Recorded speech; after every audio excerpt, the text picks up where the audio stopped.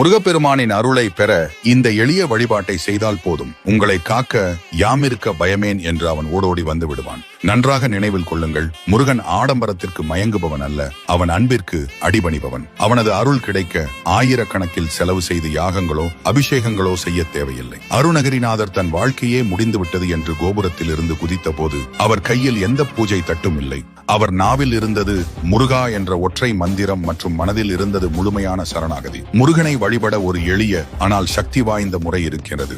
தினமும் காலையில் எழுந்ததும் அல்லது செவ்வாய்க்கிழமை தோறும் முருகனின் சிலையோ படமோ இல்லாவிட்டாலும் பரவாயில்லை, உங்கள் மனக்கண்ணில் அவனது வேலை நிறுத்துங்கள். என் கவலைகள், என் பிரச்சனைகள், என் எதிர்காலம் என அனைத்தையும் உன் காலடியில் சமர்ப்பிக்கிறேன் முருகா, நீ பார்த்துக்கொள் என்று பொறுப்பை அவனிடம் ஒப்படைத்து விடுங்கள்.